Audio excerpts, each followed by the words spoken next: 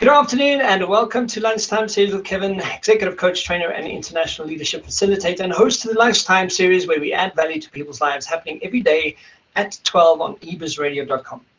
Back again for the Lunchtime marketing segment, we've got marketing and communications expert Craig Paisley. Hey Craig, how are you doing? I'm good, Kevin, thanks. Yeah, good to be chatting again today. Yeah, today we've got a whole bunch of interesting stuff happening. Don't you want to just give us a quick recap on where we left off last week, what we chatted about, and sort of where we're on our way to this week? Perfect. Yeah, Kevin, so in response to your opening remarks, COVID severely impacted the industry last year, with a majority of brands globally cutting spend, and just about every single one of them revisiting their spend allocation across the respective channels that they had selected for the year. What we do know that spend is still being reduced, and very much so in the traditional areas, and where not cut entirely, we're obviously seeing it reallocated to the digital space, because that's where the majority of consumers have been spending their time, particularly during COVID. It's really forced the hand of digital. We all knew globally that digital spend trends were trajectorying upwards, but this really brought on a magnitude of digital growth like never seen before. So two of the key points that we focused on last week is, point number one from my side is I really feel that the marketers and agencies need to forge a much stronger relationship that is built on trust and mutual benefit for both sides. And I don't say this lightly. I genuinely believe that at times many of the agencies don't have their best clients' interest at heart, especially in the instance of media buying agencies, where the less strategic, easy buy is often the default. And if you're seeing what's happening around the world of bot fraud and things like that, that really plays into that particular comment. That said, clients also often don't have the depth and skill of knowledge in their marketing departments.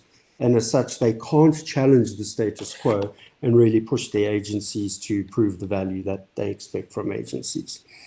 But I think the second point is really key here, because marketers really need to develop a deep understanding of their consumers, across their lifestyles, across their needs and wants, across their purchase and consumption habits, and most importantly, knowing how those particular consumers consume media and interact with brands across the entire platform and through multi-device environments.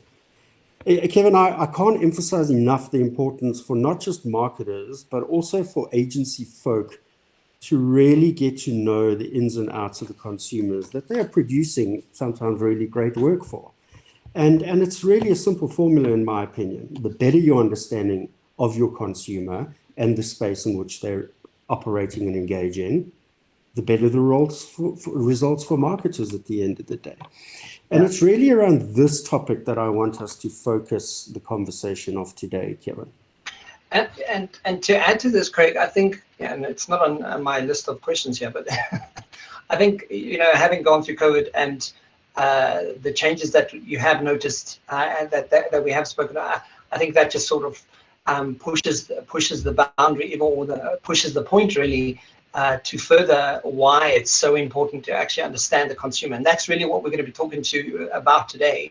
And you've got two exciting guests joining us to expand on this. So please tell us more, and tell us more about expanding on this conversation. Yeah, fantastic. Yeah, thanks. I must say I've been excited for more than a week now on this particular proposition or show, because we're bringing the conversation much closer to home. In fact, we're actually bringing it to the doorstep. And the reason I say that is the entire conversation is going to be focused on South African consumers. It was just over a week ago that I came across an announcement on the release of a really important textbook to the industry, which was titled, or is titled, Marketing to South African Consumers, and is published by the UCT Liberty Institute of Strategic Marketing and UCT Libraries. So I set about, having a look at who was responsible for the publication, and I came across a couple of names, and I thought, let me pursue some of these names and see if we could get them onto the show. And I'm really delighted to welcome Gillian Rightford and James Lappeman to the show today. So welcome, Gillian, and welcome, James. Welcome, guys. Thanks, Craig. Cool. Yeah, thanks for having us.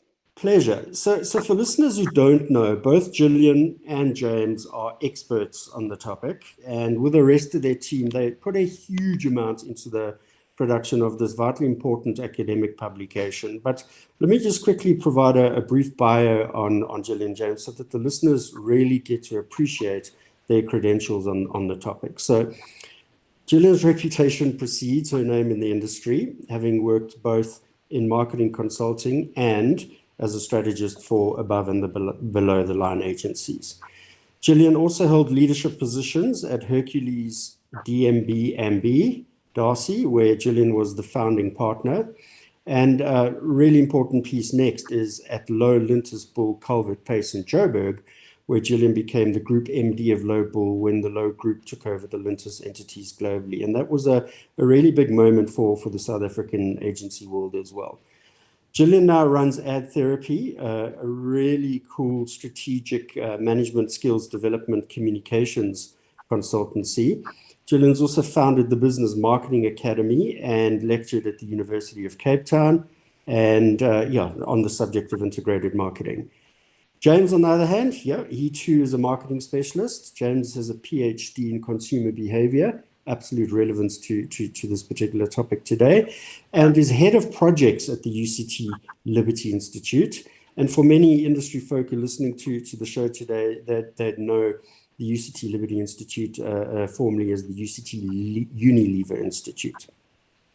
James also lectured extensively at UCT across most of the marketing subjects and supervises the master's and PhD students. And his key focus is tracking consumer behavior and producing insight reports on the subject, of which I think there was a great deal of input into the publication. But to quote from James's profile, these reports are created through a synthesis of data from across categories and sectors in order to answer some of the larger questions around the consumption of marketing practice. And I reference that because it's quite an important point to land, that there is science behind every one of the points made in this particular publication. But what impressed me most of all is that James has a long list of academic publications, and I've been scratching around in some of those on the weekend, and I can tell you right now, I've downloaded a few of the PDFs that I have gained access to, and there's some really good reading to be done from that list, believe me. Greg, thank you. Thank you for the intros, and thank you for sharing and inviting the guests to join us today. Gillian and James, I think if ever you need an intro done by anybody, just invite Craig. He'll make sure that it's Yeah, very kind words. I must say.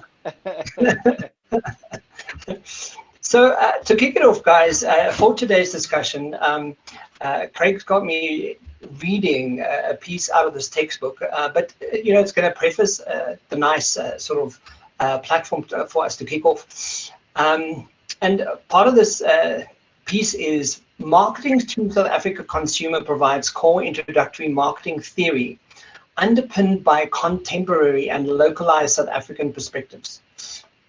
South Africa has a unique hybrid economy with strong formal and informal economies coexisting in a deeply unequal society. The textbook maintains a classic view of marketing theory, but is written with a focus on consumer behavior. It provides a unique contribution to the marketing textbook landscape in that it is written by marketing academics, professionals, and students, and is focused on making local context a central reference rather than a peripheral addition.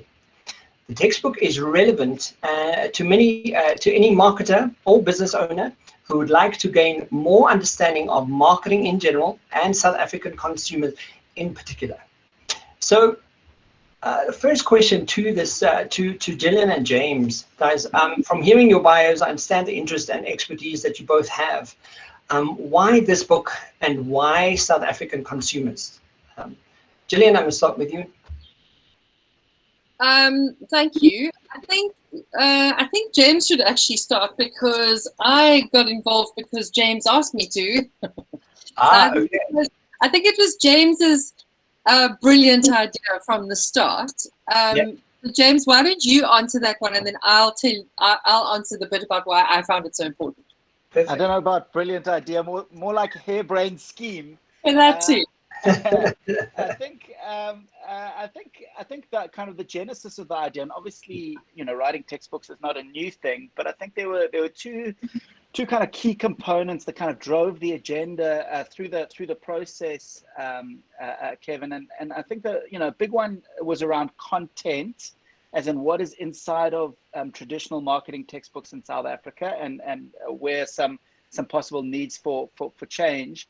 And then the second one was around access. We work with a lot of students from all kinds of different backgrounds, and textbooks can be quite expensive, and in my mind, often unnecessarily so. There's so much wonderful material available for free. There's so many wonderful, willing people who, in this case, donated many hours of their time to create a resource like this. Why not make it more accessible? So I think those would be kind of the two main branches that kind of got the engine running, and then from there, obviously the project kind of morphed and grew. So I don't know, Gillian, from your side, anything you'd like to add? Yeah, I think just, James and I have been through the same thing with students and having extremely expensive textbooks for a semester course, maybe. And very often the books, as wonderful as they are very American in their flavor, or very British in their flavor. And we have so many incredible case studies and incredible examples of brands doing things differently because they have to do it. But the other thing I would just add is that with the work that I do in training into corporates, and Craig, this goes back to one of your points, is that there are skills gaps and there are research gaps, and very often I go into sessions and we're talking about segmentation or we're talking about positioning, and it comes down to the fact that they just don't have the information to hand.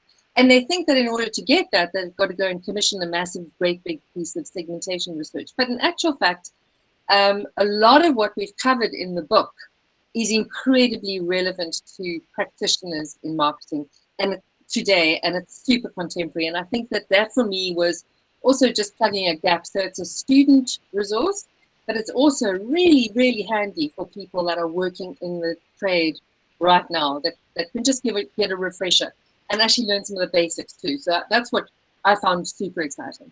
Can I maybe just jump in there just to add on? I mean, yeah. This was designed as a student book primarily, and yet we haven't even started class yet at UCT.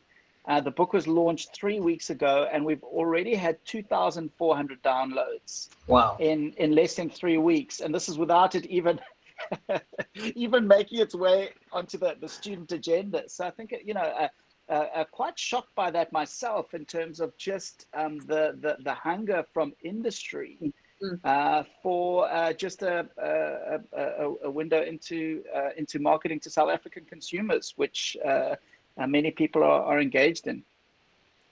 Yeah, and I'm just listening to you talk, and considering the dynamics that we have in South Africa, and the array of people that we work with and have to speak to, I can only imagine how difficult it is to put together or produce a textbook. How did you guys do that, and how easy is that, and how long does it take to do something like that? I think, look, in terms of how long it takes, I think it depends obviously on intensity of work. I mean, the project itself took about 3 years, but with very varying degrees of intensity, as many harebrained schemes. I'm sure many of the listeners have got a kind of a list of projects that aren't kind of incredibly urgent, and they kind of sit there, floating around. So we had, kind of moments of intensity, but yeah, I think it evolved over time. I think getting funders on board obviously was a great help. I think for me personally, having someone like Gillian to be able to kind of brainstorm the contents at an early stage and to discuss possible authors, and then obviously throughout the process to be reading through the content making kind of making adjustments. So yeah, I think it's a it can be a long project, but I think we were all very dedicated to it, and I think it's a project, a kind of project that can take far longer than it did, or it could be done more quickly.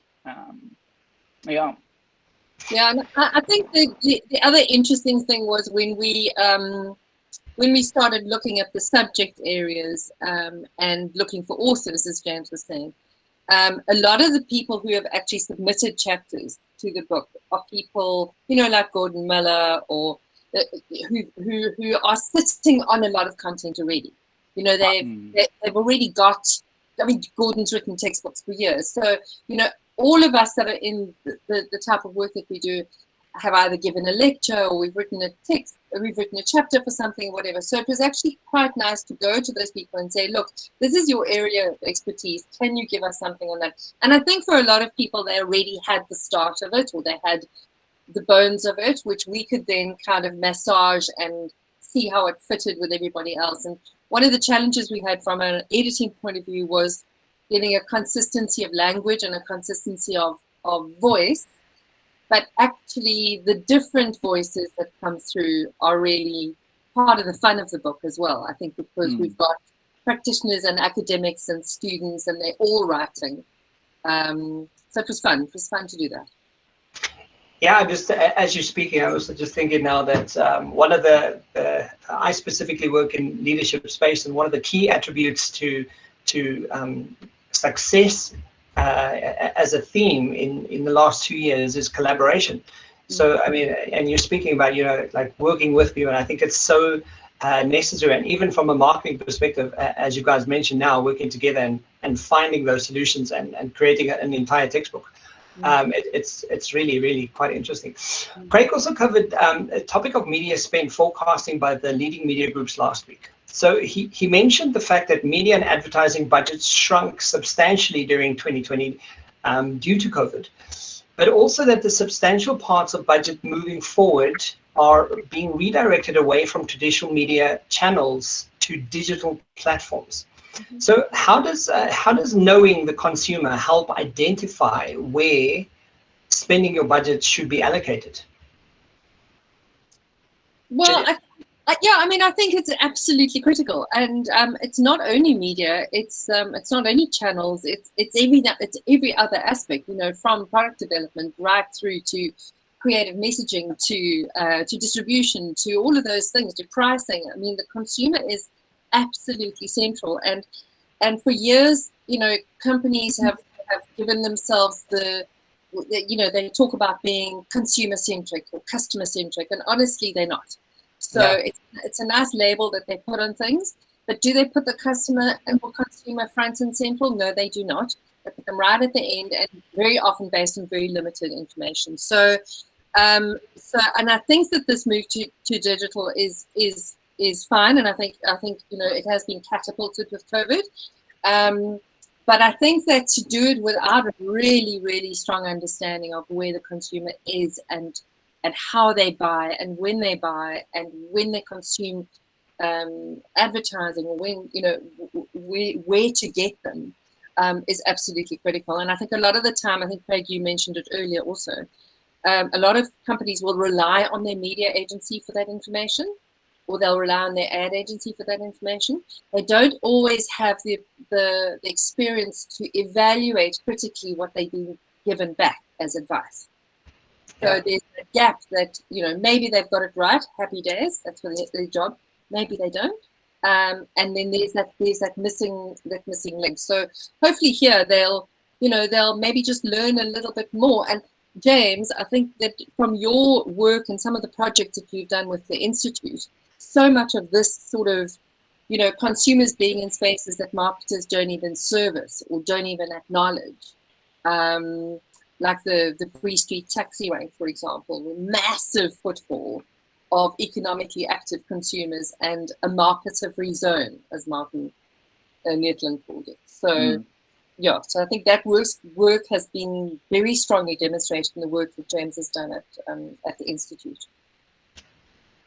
Yeah, and I think Craig, you did made such a nice point earlier in your introduction, just about kind of the capacity of marketers in South Africa. And to be honest, the chapters that I almost feel the most excited about are the most kind of introductory chapters, almost just kind of chapter 1 and 2, like what is marketing? How does a marketing strategy work, and how does marketing strategy and corporate strategy marry? And I think so often. And Gillian and I, speak about this often, how kind of tactical marketing has become, and obviously kind of I think, kind of well discussed and still needs to be discussed more, this idea of kind of this world view of marketing that centers around advertising and communications as opposed to kind of at a more strategic level. And so, yeah, I think for me, there's an excitement if there are marketers, even seasoned marketers, reading chapter 1 and 2 and getting a good kind of reminder about their role, and also building confidence. I think so often marketers don't have enough confidence in the boardroom, confidence to step up and say, hey, wait a minute, if we are going to be putting the consumer at the center of our business, here are a list of things that we need to be thinking about and bringing that perspective in.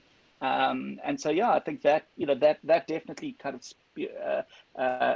gets my heart beating. And then, the consumer landscape, absolutely. I think many marketers and academics, to be honest, spend a lot of time in air-conditioned offices. They themselves are earning middle class and above type salaries, and can very easily get disconnected from the majority of consumers. And I think having a perspective on the spectrum and the breadth of consumers and consumer behavior in South Africa, I think is an important foundation before any segmentation strategy, before any kind of targeting or kind of strategic planning. It's like, okay, do we actually understand the foundation, and can we build on from there? Or are we kind of captured by our category or captured by our particular brand and almost have blinkers on to the rest of the market? James, sorry, I just want to, as you're talking, is it also a case of looking at 2021, kind of going, well, having spent money and looking at marketing and how marketing's been done, what is the differentiating factor? Is that part of the question as a marketer, as a business, asking that question to myself, and I'm sure all three of you have an opinion on this, but how do I essentially differentiate myself and start leading the pack? Totally. I mean, my short answer, I'm sure that the others will have some deeper insights. But I think one thing about when times are hard, everything gets measured or everything gets looked at, and I think it's an opportunity for marketers to to be able to look at how they strategize, how they view the role of marketing in their business, their ability to actually reach out to customers and create value propositions and all of that kind of stuff. So I think definitely to see opportunity, but also in that to understand that the environment changes, but often the core principles need to be held onto tightly.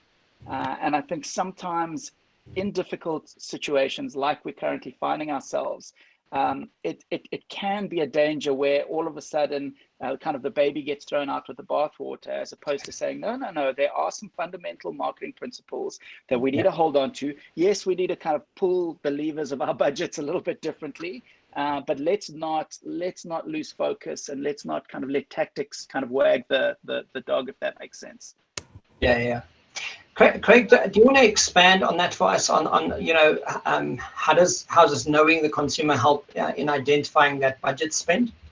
Yeah, Kevin, thanks. So taking that into account and considering that no one could have anticipated the arrival of COVID and obviously the rapid spread around the world, the impacts and stringent lockdowns that we've all experienced really brought something to the market that we've never understood, and that demonstrated an immediate shift in consumer behavior, with new patterns emerging in technology use, increase in social media use, which we've all spoken about, increase in connected TV and streaming video services paid for like Netflix, use of e-commerce platforms. You see the sales have skyrocketed in that space. So with all of those in mind, and with a view to understanding the consumer is fundamentally different pre-COVID to where we are now. The key question I have for both Gillian and James is, taking that into account, how frequently should all the inputs that I've mentioned above be revisited to sort of recalibrate and sense check and update to be in tune with their real understanding of a consumer? Because if you mention the 3 years of this journey that you've taken to bring the publication to life, you know, how quickly can one bring the next set of understanding to bear? I can share. Yeah, I think it is a real interesting space. I mean, we, you know, at the Liberty Institute, we're obviously speaking to a lot of research houses and marketers and manufacturers. And there's kind of this big kind of question of you know, a lot of the research houses are taking a little bit of strain because budgets have been cut. But also, if I'm going to invest in research, how long are the legs on that research? You know, we're in such a state of flux. If I get some data in this month, is it going to be relevant in 2-3 months' time? And if not, you know, can I justify the spend? So there's a combination of kind of, you know, okay, let's cut our budget a little bit and wait this out. There's definitely a bit of money being spent on kind of a little bit of a dipstick just to kind of see where things are at. But the big question that we're wrestling with at the moment at the Institute, and we're looking at some data, and we're hoping to release that in April, is, have there been any significant shifts in kind of class migration, if that makes sense? So it's one thing to say, okay, I'm taking some strain, or my buying habits have changed a little bit, but, you know, in 12 or 24 months time, let's just say, you know, in a post-COVID era, whenever that is, you know, will my behaviors be permanently changed, or which one of them, you know, which behaviors will be permanently changed? You know, that's a little bit of crystal ball gazing, you know, and we've got some clues, but we don't know for sure. But a big question that marketers are asking is, from a market size perspective, you know, will the middle class be contracting? You know, how resilient is the middle class? You know, the mass market, you know, what's going to be happening there? And I think that's you know, those are certainly big questions, and they don't have clear answers, although we're starting to get a sense of what's going on. That's a really, really good answer. I think at the end of the day, we've picked up on one thread both Gillian and yourself mentioned, is the cost and expense to produce publications of this nature. Okay. Trying to get brands to fund in longer, deeper forms of research is a real challenge when the budgets are being dialed down and there's reallocation of spend. To try and flip some of that money into a research space, marketers are not necessarily understanding the value and need for that up front. And I think if one thing comes out of that salvo that you've just delivered, James, is that if we can get more marketers to spend more money in brand, understanding their consumers, and really growing the depth of insights and collecting that into a shared environment, that would go a long way to helping the industry overall, I must say. But I think I wanted to pick up on the shelf life of research, and again, a lovely term of phrase in the conversation. When looking at the shelf life of research, when looking at the high cost of production of textbooks, and then getting to understand this other hot topic of OERs, or open educational resources, where there's an immediate expectation that it all should be free. We really are sitting in a space where, you know, who takes the first move to invest, or who takes the first move to flip the content into an open environment. So just, you know, for the listeners, OERs stand for Open Educational Resources. And these are teaching, learning, and research resources that exist in the public domain, or have been released under intellectual property licenses that permit free use and repurposing by others. Now, that again plays right into the fact that you mentioned 2,400 downloads already, James. You know, if pre-university commencement we're sitting at 2,500 downloads, by the time people kick in the next 2, 3, 4 weeks, it could be 5, 6, 7,000 downloads. There really has to be some value extracted out of that for the production houses at the end of the day. And for me, the challenge around the OERs and other aspects along those lines is that they really, in a way, become a speed hump to getting money in place through the university to continue the long chain of research. And for me, that's, I'm not in the research game, but I just know that is a major, major challenge. And hence me asking the question, how frequently do you get together to try and recalibrate to understand where this moves? Yeah, I think that just a thought that occurred to me was one of the things I really like about how the book is accessed online is that you can download the whole thing, or you can just download the chapters that are interested, that you're interested in. And I do think in terms of updating it, there are going to be some chapters that never have to change.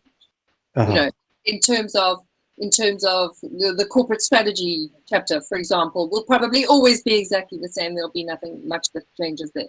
But you may find in some of the more tactical chapters, the social media stuff, the digital stuff, the retailing chapters, those might need some tweaks, and we might need to see it. I found the retailing and the chocolate chapters so fascinating because COVID has catapulted change in those spaces dramatically, but also because of the differences in how we live, and as South Africans we're so disparate in how our retail spaces. So I think we would find, and I mean we haven't even spoken about this, James, but I mean I think that if we did an update, it would be there would be smaller updates, and it would be good to do, and probably a lot easier because we could just supplement a chapter. We could just withdraw that one, create a new one, and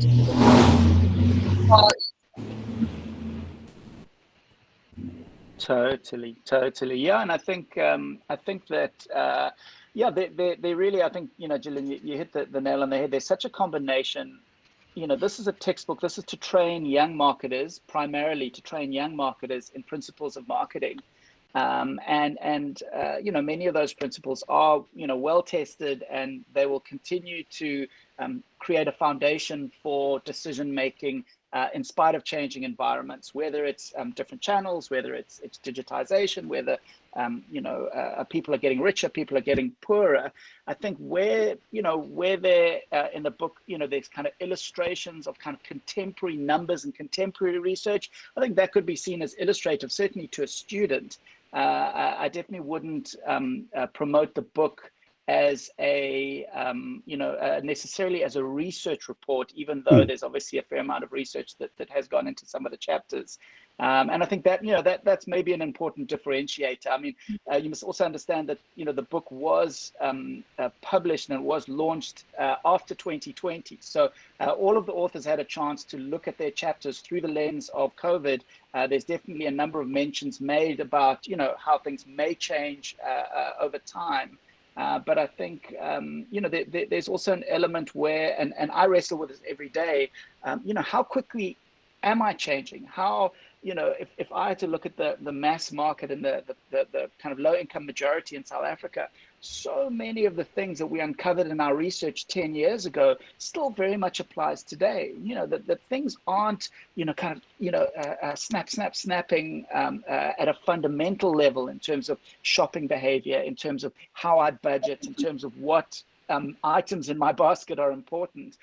Again, of course, digital channels tend to shift over time, but if you group them, if you group all the new different social media channels as social media, all of a sudden, you can kind of take a breath and say, okay, it's an entity that is slowly evolving, but just because there's a new kind of bright, shiny object on the horizon, TikTok and, Clubhouse and this and that, doesn't mean as a marketer, one needs to kind of freak out and feel like the whole world has changed. No, we need to kind of be able to step back and say, let's take this, bearing in mind that people do tend to change fairly slowly. They might take a dip into a new innovation and step back again. Yeah. I really like that last statement you referenced TikTok. TikTok has relevance for some brands and absolutely no relevance for other brands. And again, it goes back to one of the earlier points I make, is that agencies need to understand this so they can work hand in hand with clients to ensure they're not just, running down a dark alley because that's what they was told to do in a conversation in the passage, and somebody said, wow, look at this TikTok thing. It's really understand the value of the platform, understand the consumer wholly at the end of the day, and make a right choice for your clients on that basis. And if I could just jump in there, Craig, it's also using the data. I mean, we did a bunch of research on South Africa's wealthiest consumers. The #1 social media network was Facebook. Now, a youthful agency would have all of their staff on Instagram talking about how Facebook is dead. And yet to the people who have the most money in South Africa, they might have a defunct Instagram account because they're not too sure, what it does different to Facebook. They certainly, don't have a TikTok account. And so, I think it's just having that, as you said so nice, it's just having that perspective. Hey, we need to understand the bigger picture here and not just go chasing after the shiny object. And any marketing publication that talks about, oh, if you're not on, X, then your brand is in trouble, or, this mainstay of marketing is now dead because of some,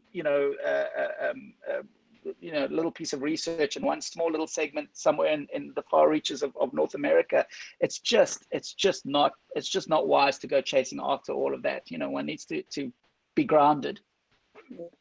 I think one of the topics that Gillian and I chatted about during the week was, for me, a critical thing here is loyalty and understanding what the triggers are around loyalty. And loyalty is not an instantaneous thing. It's a long haul relationship with your consumers and clients. And digital provides this amazing ability to measure performance in the instant, but digital at the same time, in some instances, has actually been a negative for loyalty because spend and behavior has just been shifted around unilaterally because of the chase of the shiny object. And it's had detrimental impact on brand on the back end and brand loyalty.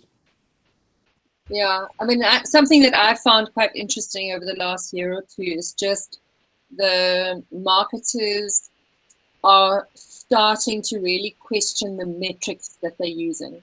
And I think that particularly with digital, a lot of the metrics have been around performance or engagement or those kind of things, but they're not actually delivering conversion, and marketers are starting to say, well, so what? So what that we've got these wonderful, 500,000 people liked us on Instagram. What does that actually mean? How does that translate? So I think that's going to be an area that I do see that there's a lot more work that's needed to be done. And I think that area is going to change a little bit, where marketers are going to start asking really hard questions about the effectiveness of these platforms beyond just engagement. Yeah. And so I think that is an area that I see a big micro, what do you call those things? Magnifying glass being shone on. Guys, it's so interesting. One of the things that I'm sort of correlate this with is it's almost paying attention to human behavior. You're like watching how people actually behave. And I'm so glad that, James, you mentioned that you've seen the textbook for all the chapters that's been written. You've actually looked at it through the COVID lens as well, because it lends itself to, well, this wasn't, simply before COVID, that the information has been considered from that aspect as well. But there's, from my summary of this entire conversation, is there are some core fundamentals that we sort of stick to around this. But Craig, as we wrap up today's conversation, I firstly want to just thank Gillian and James for being here and making some time and sharing such wisdom around this topic. I find it so fascinating. Thank you, guys. Oh, thank you for having us. And I must say, so it's such a treat for me to be able to speak with Gillian. I mean, Gillian's definitely one of my marketing heroes. So it's nice to, I feel very privileged to share the stage with her, the audio stage, let's put it that way. James, your check's in the mail. So Craig, wrapping up today, what are the tips that we have for listeners around, or budding marketers out there that really want to know the consumer better? Like, what is the summary of what we're learning here? Yeah, I think Kevin, there's so much that one could actually talk to as tips, and what really appealed to me is the energy and enthusiasm James had for the sort of the first 2, 3, 4 chapters of the book. And actually, that's where I got the most satisfaction in a very, skim read through the textbook. And what I've done is I've focused on that. Chapter 1 is made up of, at least part 1 is made up of four chapters, and it is really around marketing and marketing strategy. And that's one of the things that sort of floats my boat as well. So I've looked at the first 4 chapters, and I've taken a key thread out of each of those, and I'm going to use those as the takeaway for today. However, what is quite exciting is, I was thinking about this just before we started the show, is that if I spent the next few weeks taking 4 key points out of the book each week on the way that I'm going to define this, it could be a nice continuum of delivering some learning back to the audiences around that. And in 7 weeks we'll have covered the entire book, which would be quite exciting. So let me dive into point 1 here. So marketing strategy is about positioning, and it's knowing what space the brand takes up in the minds of consumers, whereas positioning strategy is about the key benefits, perceptions, and value, both intrinsic and extrinsic, that the brand delivers to consumers, especially in categories that are hard to differentiate on product attributes, price, and availability. So understanding marketing strategies about positioning, whereas positioning strategy is about the benefits, perceptions, etc. Okay. Point number 2, corporate strategy and marketing strategy are inextricably linked. For example, companies that expect to grow their marketing share without understanding and appreciating the concept of consumer value and consumer behavior are not going to grow.